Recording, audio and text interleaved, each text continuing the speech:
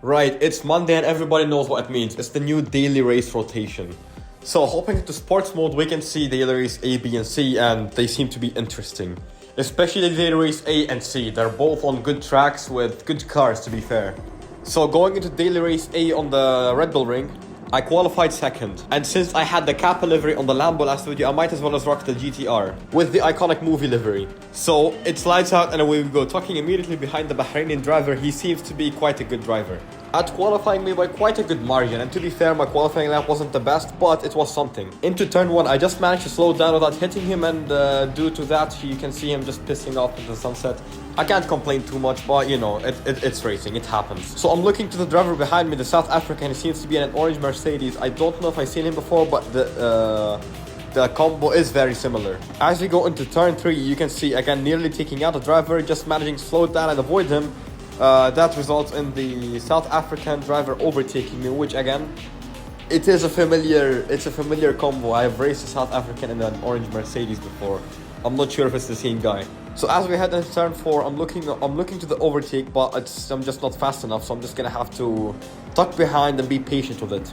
Often more than not, patience does pay off. I'm not the driver I used to be like. Impatience is the reason why I have a lot of trouble. As I go for an overtake, looking down inside, just slightly tapping him, pushing him a little wide. You know what they say, rubbing is racing, and I'm side by side as he spins and nearly takes me out, but he overcorrected and spun the other way, so I didn't get taken out, which I'm happy. I'm not gonna complain. So I'm gonna chase down the Bahraini driver now. So back to patience being my issue. In my early stages of the Heat, you know, the first couple of months, first like 2-3 months, I was very impatient in every single race, and that led to me to making a lot, and I mean a lot of silly mistakes. With combination of my equipment being horrible, my pedals disconnecting, my Wi-Fi disconnecting, literally nothing working. It was quite a challenging time, but I managed to push through it, and I did put some good results, even a win.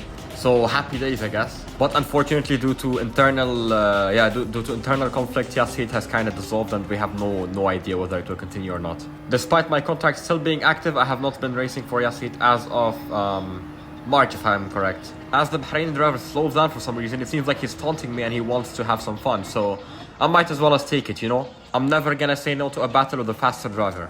And basically, immediately he shows me his clearly, he knows what he's doing. I went a bit too deep on the brakes and he showed me my mistake immediately. Now he slows down again and he attempts to taunt me, lets me overtake. So this time, I'm not gonna make the same mistake and I'm actually gonna put on a good fight. So going into turn 4, I don't make the same mistake. I brake exactly where I should and I make my car as wide as possible, making it difficult for him to overtake while taking a good line, which forces him to stay behind me and be a little bit more patient. And you can see he's quite fast. He is a little faster than me.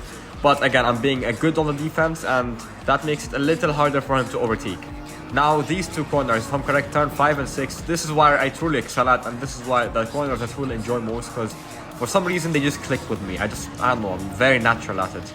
I mean, to be fair, I've been racing them since GT Sports, so I've been racing on this track. It's my favorite track. I always race it when there's an opportunity, so I guess that's why I'm good at it in a way. But as I develop my skills, I find that I'm good at all the tracks if I just put a little bit of practice in, and I nearly mastered every single Gran Turismo track. So old me would be absolutely terrified by the idea of racing on the Nürburgring, but here I am and I've done a couple of races there and I do enjoy it actually. As I head into turn 1 like a rocket, I'm a bit too happy on the throttle and I make a slight mistake and off I go into the grass. Not too much of an issue, I'm just gonna recover and keep my head down, just make sure I finish the race, because the main reason why my driver's rating is bad is because I would rage quit here. So that does drive down your racing, driving rank and sportsmanship rank. Because in most cases, if you finish in the top 10, your driver's rating will not change or improve. As we are heading to the final corner, you can see the South African going wide. A bit of contact between me and him, but I'm still on the steel, you know, still in the slipstream, and he does get a penalty for going wide there, you know, pushing the track limits, and I feel like everybody gets penalties there. Austria is a really hard track to not get penalties at, I'll tell you that. As I head into turn 1, I get pushed by the South African, and I just have to take the long way and go back on a track. But he's still behind me, so it doesn't really matter, and if I'm correct, he does get a penalty for that. I don't really know. The game does penalize for hitting people off the track, but I don't think he did it in a severe manner that does penalize him. So as we head into turn 3, you can see the South African being eager to overtake me going on my inside. I left it open because I helped to go for a switcheroo, but he does park the car on the inside, so it was hard for me to go for a switcheroo. So I'm gonna have to sit behind and come up with a plan very quickly, because if you look at the top left, you can see I basically have 2 laps left to finish this race. And if he's gonna defend it quite nicely for 2 laps, he's gonna win. So heading into turn 4, I don't know, I lost track at this point. Yeah, turn 4. He's taking a bit of a strange line, not well out follow, but it does work out in his favor, and you can see he's quite out accelerating me. So I'm gonna overtake him 100% when he serves that penalty, but again, it's about satisfaction. And going into the section where I'm kind of dominant, as you can see, I'm quite catching him. And then going to the other corner, I do get the good exit. I'm basically parked on his gearbox until he serves that penalty. So I do get the benefit of a bit of slipstream before the penalty line, but you know, he does go off to the side, which most drivers at high ranking do. I don't really know why, because the game does ghost you either way, so it has no point. But to be fair, after a period, the game stops ghosting you and you could still be going really slow on some tracks, and I guess that's why some drivers do have this habit. So now in the Super GT favorite in P6, I grant myself a penalty by going wide on that turn 17 exit, turn 4, I really have no idea, honestly. As I go eagerly into turn 1, taking the inside, that was such an aggressive overtake, nearly pushing him off the track. We go side by side, banging wheels. I'm gonna be on his inside for the next corner, so I'm gonna be pushing with a better acceleration than he's forced to stick behind. Now I have the option to go heavy on the defense or leave the inside open. And I decided to go for an in-between approach where it is harder for him to overtake, but I do still have the inside, without sacrificing my line too much. But it does kind of work out in his favor since he went off the track, and for some reason he does not get a penalty for that. And before you go on the comments and like type in, you pushed him wide, it's called racing, so calm down. And now I'm looking for an overtake opportunity on turn 4. I just brake, and he's a bit too early on the brakes, which leads me to hitting him, punting him off the track, which I don't know why he braked so early. Maybe he was not confident there. But I'm 100% accurate. I did not miss my braking zone. I mean my braking point, so it is his mistake. So I go to finish the race in P5. Not a good position given I started second, but I guess it was a good recovery drive. So into daily race B, we got GR4 cars and Grand Highway Super Valley. I have no idea what this track is called.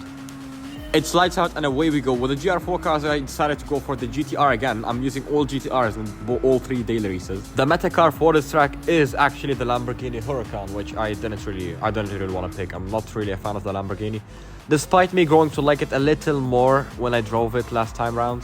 An inner Lamborghini hater lives within, so I'm not gonna talk too much about it. So we're in a quite nice pack, and this pack will be very easily dismantled into turn 3, I believe. That's generally where mayhem happens, especially on this track. Turn 1 is fine, but turn 3 or 4, I'm not sure which one this is. You know, brake just before the 300-meter bollard, and the mayhem was me. I caused the chaos, which isn't my cleanest of moves, but I gained a 4-second penalty, and to be fair, after I absolutely assassinated the driver, sent him to the shadow realm, and he probably didn't mentally recover till now. I think it's deserved that 4-second penalty. Because if I was him, if I was that driver, I would punch a hole through my monitor the same day, the same second. Actually, a couple of my friends have collected videos of me where I would be streaming and then I went on and smashed something, and they just collected it and sent it to me as a montage, which is quite hilarious, not gonna lie. You can see it all over my YouTube videos. A lot of them you will see moments where I absolutely lost my shit. Mainly it's in my streams, but some videos do show my rage moments. Anyways, I go to serve my 4-year-long penalty, and you can see pretty much everyone overtook me. I went from P2 to P6, I believe, and given my really slow speed, someone could overtake me into that corner, but I skip forwards and I do gain myself a 2nd penalty for going off the track. As me and this HKS GT are having an absolute battle into the first corner. You can see going for the switcheroo. Now on his inside, I hit the curb, nearly taking both of us out. I managed to keep the car under control, but he does have the better exit, so I'm gonna have to tuck in behind and engineer an overtake without absolutely causing mayhem. Which, to be fair, every time I race around this track, I did cause some trouble going into this corner. It's unavoidable. And you can see I did hit him a little bit, but it wasn't too deep. I tried to go for a switch under, braking to the inside, which would get me. It should have worked, but it should have worked cleanly, but apparently I didn't switch too early. I was a bit late for that lunge. So going into this long sweeping left-hander, double apex, transitioning into the uphill, you can see there's a couple of cars behind me on the radar, and they're not far, they're actually quite close. So one of them is going to attempt to go side by side. If I'm correct, that's the HKS GTR. So as he nearly pushes me off the track, yes, it is the HKS GTR. We're having a good battle, you know, pushing each other wide, a bit disrespectful, but in my opinion, I'm an advocate for all-out disrespectful racing, you know, assassination, this and that. I'm an advocate for that. And unfortunately, the fun will be over as the penalty line, I'm approaching it, and he has a 0.5-second penalty while I have a whole second penalty. So he does get the advantage, and you can see he's just flying off into the sunset. And I also lose a position to the Italian, so it's gonna be fun. You know, I managed to catch up by the end of the lap. You know, starting the next lap, I was nearly took the inside of the Italian driver, but you know, he kept it covered nicely, so I couldn't really dive in there. I just had to tuck back and patiently wait for a mistake or something. So I'm just gonna sit behind him, as he does have a penalty to serve. I will just benefit of the draft generally and hope he takes himself and the other driver out, because it does happen sometimes. And yeah, I think if you were me, you would also hope for something like that to happen. Especially given the race you are doing is a recovery race where you just want to recover as many positions as possible. So going a bit bumpy into that corner, you can see I did manage to overtake him. Not the cleanest of overtakes, but you know, it's nice. And now pushing really hard, getting very close to the bridge driver in the HKS Nissan. He's quite fast and he's quite good on the defense, so overtaking him won't be too easy, but I'm an advocate for all-out disrespectful fighting. So whatever happens, I won't even complain. Now heading into this section, it's two tricky corners where you have to be critical on the trail braking and have to manage your throttle very, very smartly. You can see I'm a little faster than him, but I have to back out of it because, you know, his car is there and I don't want to cause another fiasco. So I do let him have the corner without pushing each other and potentially ending up on the FIA blacklist or something.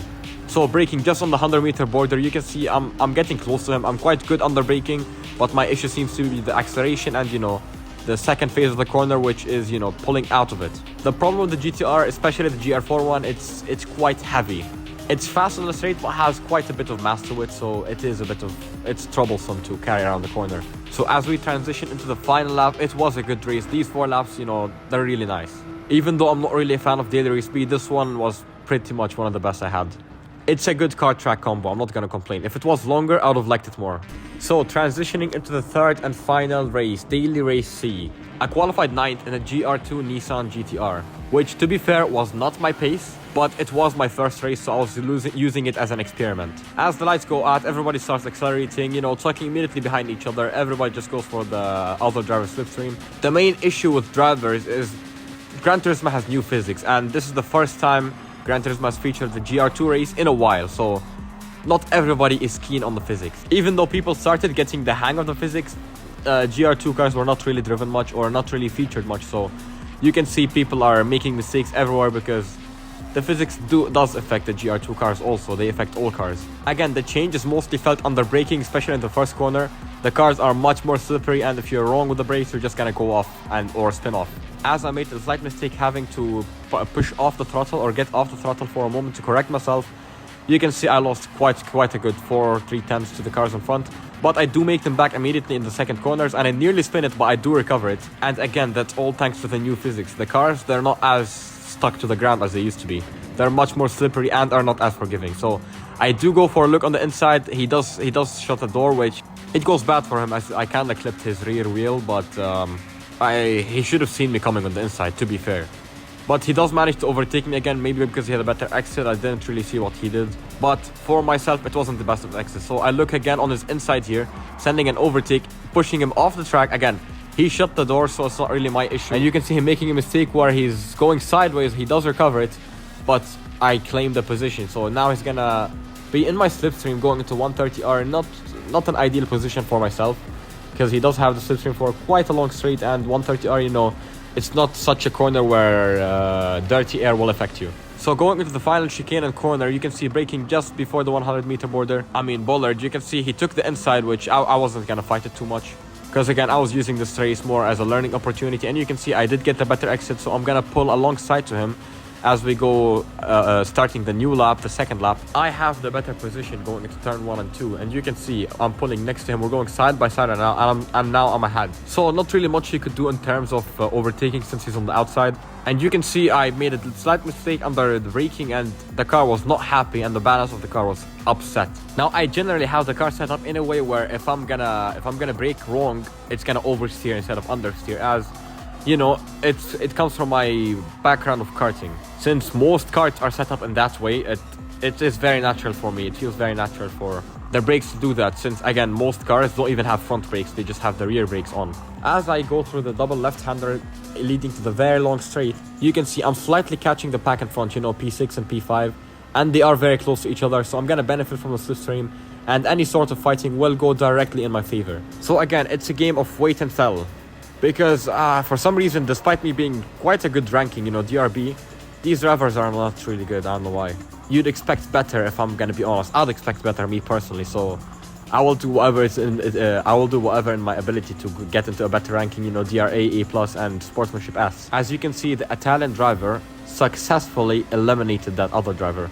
Learn your lesson, kids. Don't mess with the mafias. The Italians, I'm telling you. They won't wait on you. They'll get rid of you at any moment possible. As I looked for the inside, he immediately shuts the door. So we do have a bit of contact, but it's not a contact that is too deep. It was just, you know, a kiss on the bumper. So it's not going to affect neither him or me. And I don't even have damage. And I don't think he does. So again, not going to affect anybody. As we go through the S's, my issue is I have this dirty air. So it's going to be quite difficult for me to keep the car on track, as I have to drive the car in a way that, you know, one, gets rid of his dirty air effect, and two, just, you know, the car is just much more lazy when you're under dirty air. So going into this right-hander, you can see you have to be very aggressive. Ideally, I'd be more aggressive than this, but since, again, I'm learning the car track combo, I take it a bit easier than I should, and I do make a mistake on that corner, which, again, ideally you want to be very aggressive. And I decided to try being aggressive, and it didn't work to my favor, as the Russian driver, he braked too early. He asked for this, I'll be honest with you. And the South African does punt me out wide. And I don't know what's wrong with the drivers today. They're not good. As speak of the devil, I do get punted out wide again, as two drivers tried to have a three-way battle. And as a result of that, I was kicked out of the bed. There is only enough space for two there. And as a direct result of that three-way battle, I lost a couple of positions. And I'm very dissatisfied, but I'm not going to quit the race because I don't want to lose my driver's rating. As I go for the lunge on the inside of the French driver, he does close the door on me. And he almost spins, but he does recover it. And you can see it's just shameful. Like, yeah, I agree. I'm an advocate of ramming. I mean, no, not ramming. I'm an advocate of wheel-to-wheel racing, but that was outright. Like, that was outright elimination attempt. He wasn't even trying to hide it. He wasn't even trying to play it off. He directly tried to assassinate me. But I stand there unfazed as I go for the pit stop. There's only soft tires to choose from, so you're not gonna have to worry too much of the strategy. You know, just do half the race and then switch the tires and you're good, basically. So pulling out of the pits, I'm not even gonna lie, it was quite a lonely drive, since again I lost a lot of time in that three-way going to the corner. So going into the final lap, I did not expect to make any positions here, but I did see the two drivers were fighting, and what I hoped for happened. I was pushing really hard because I just felt like something would happen, you know, using every inch of the track, pushing, and you can see the drivers here had a bit of a moment which led to the Austrian half spinning and having to recover, which immediately just barely got me to finish into P6, the Super GT favorite.